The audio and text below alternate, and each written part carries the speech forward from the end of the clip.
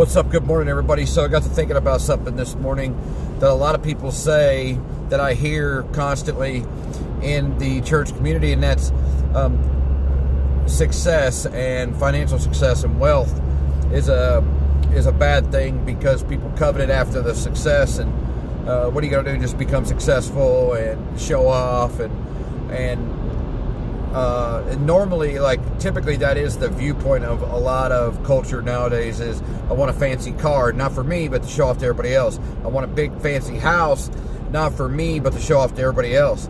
I want my kids to dress in high-dollar clothes when they go to school, not for them to feel comfortable, but for everybody else. When you realize that you can help more people by being financially free than you can by not being, and when you realize that when you covet money, when you look at money and you love and lust after it, and if you covet success just to hold it over somebody else's head, or look at your ex and say, see, you said I wasn't going to be anything, look at me now, you're actually going backwards. But if you have success, you form, make, and continue success financially for yourself, and you find financial freedom, you have the ability to help somebody else way better than not.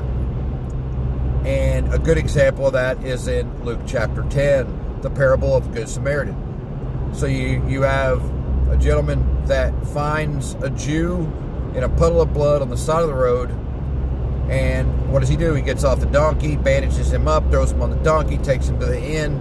And then when he gets to the inn with the injured person, he pays the innkeeper for the room and to take care of him.